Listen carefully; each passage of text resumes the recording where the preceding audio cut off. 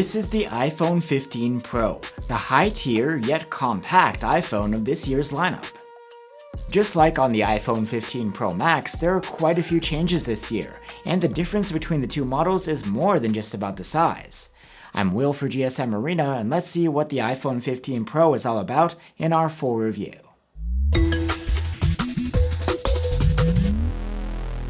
The iPhone 15 Pro is the smaller sibling of the iPhone 15 Pro Max, and it brings all of the same flagship features. Almost.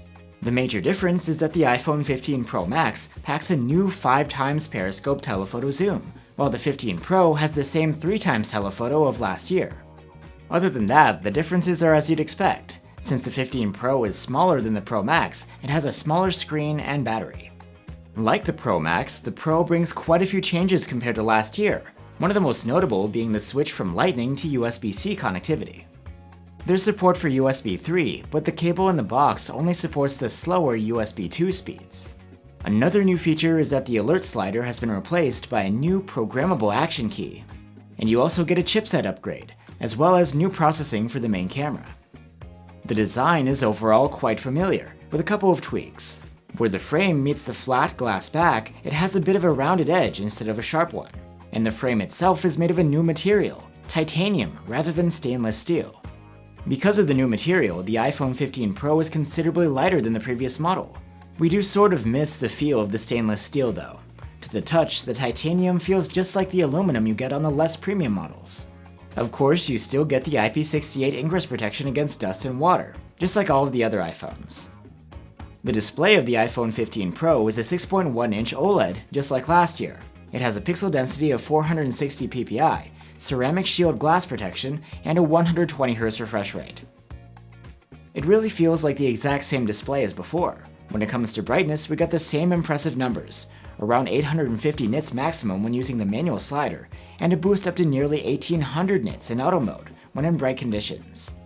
The 120Hz refresh rate makes your swiping and scrolling appear extra smooth to the eye, and is extra adaptive to save energy, able to dial down as low as 1 Hz while idling. And just as before, content is sharp and contrasty, and the color accuracy is excellent. There's support for HDR10 and Dolby Vision. And of course you get that pill-shaped notch cutout for the selfie cam and the 3D TOF camera. Thanks to that TOF camera, Apple's Face Unlock is very secure and is quite reliable. And just like the rest of this year's iPhones, you get support for dynamic island functionality. The pill's black bars can extend to show you relevant info, and you can use it to quickly call up supported apps from the background. For audio, the iPhone 15 Pro has a pair of stereo speakers with Dolby Atmos support. Like last year, they have good loudness, but it seems that the bass is even better this time around. You can check it out for yourself through the provided link. You can get the iPhone 15 Pro with 128, 256, or 512 gigs of storage, or even a whole terabyte. And on top of that, you can connect an external drive through USB. The new iPhones run Apple's latest iOS 17, which provides about the same experience as we had before, with just a handful of new features. For example, there's the optional standby mode, an always-on display in landscape orientation, which can turn on while the phone is charging. Interactive widgets allow you the convenience of manipulating the widget on the home screen itself, without having to go into an app. Contact posters allow you to customize your contacts with options like photos, memojis, and text. And some other new features in iOS 17 include offline maps, password sharing with friends, and live voicemail. Let's have another look at the new action key. It triggers when you long press it. You can choose from a number of preset actions, or through the shortcut option, you can assign pretty much whatever you want. Our main gripe is that while the key isn't so far away as it is on the Pro Max, pressing it means readjusting your grip on the phone, which doesn't seem so practical, especially if you need to use it pretty often. The new USB connectivity also brings Type-C Alt mode, which lets you output the phone's screen to an external monitor. You can even output video in 4K at 60 FPS with the proper adapter.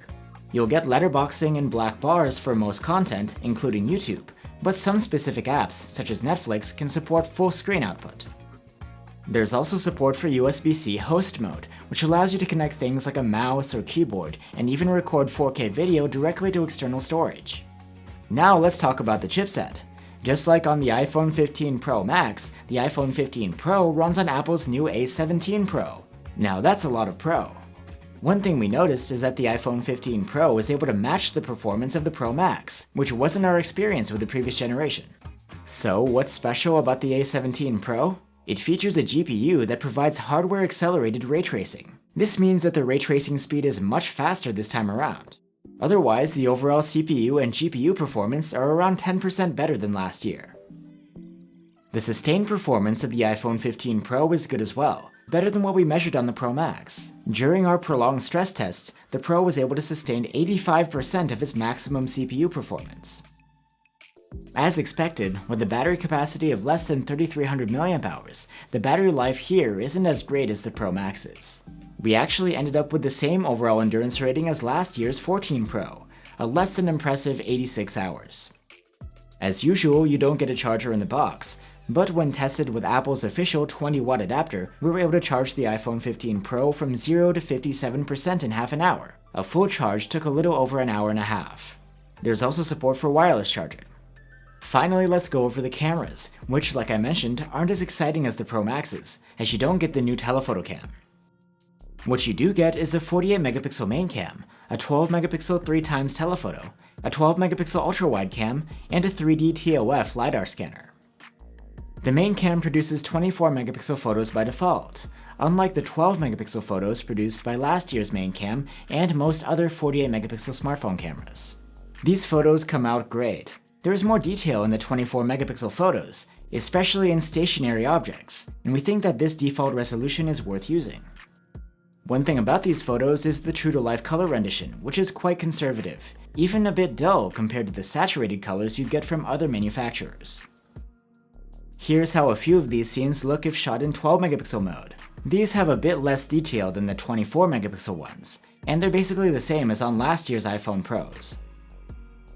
The main cam also allows you to shoot in a 28mm and a 35mm focal length.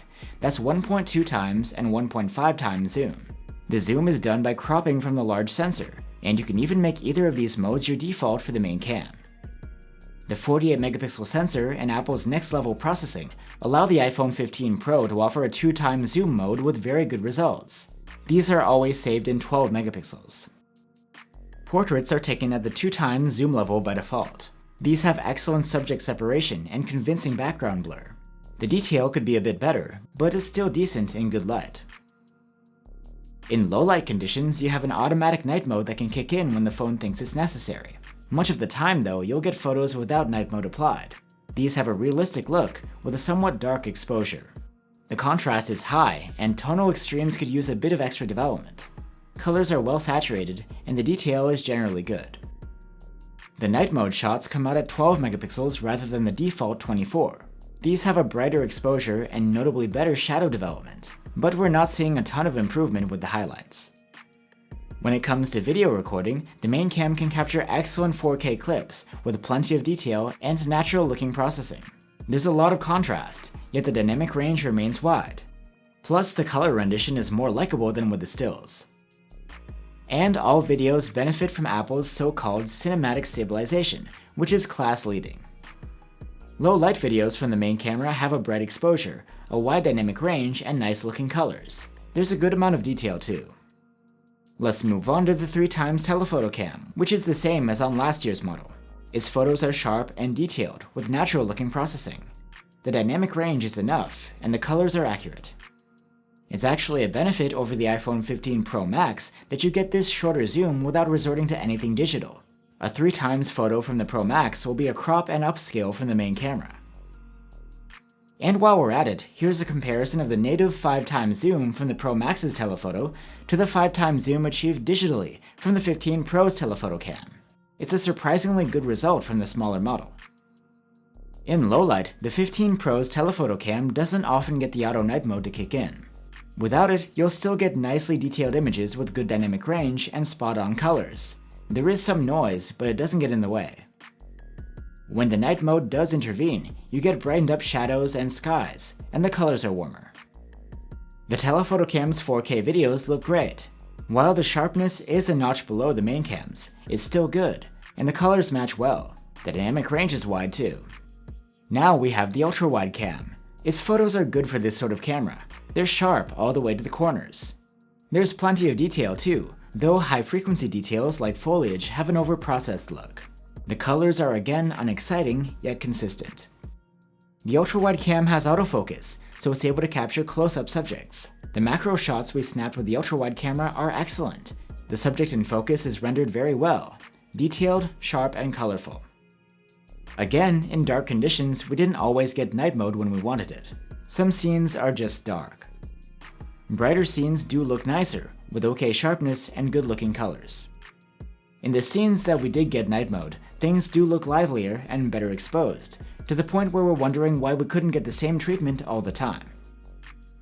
4K ultrawide videos maintain the same overall look as those of the other cameras, and again you get good sharpness all the way to the corners. Selfies come from the 12-megapixel front-facing cam, which has autofocus. They're superb, with great skin tones and color rendition, nice contrast, and wide dynamic range. There's plenty of detail, but the fine detail in the face is quite pronounced, which could produce an unflattering result. So that's the iPhone 15 Pro. You get all of the high-quality features you'd expect from a premium iPhone. And while the updates might not make you jump with excitement, at least the switch to USB-C marks a new chapter in iPhone history. This isn't the highest-tier iPhone. The Pro Max gets you a larger screen, better battery life, and longer reach with the optical zoom. But the iPhone 15 Pro is great if you're looking for a more compact size, and is cheaper too. And you might argue that the 15 Pro is not that far behind when you zoom in 5 times, even if that's digital. Like I said, the updates here might not be enough to be worth upgrading to from last year's model, but if you're coming from an older iPhone, the 15 Pro is worth recommending. Thanks for watching, guys. If you're looking for alternatives to the iPhone 15 Pro on our channel, you can check out our reviews of last year's iPhone 14 Pro and the iPhone 15 Pro Max. See you next time.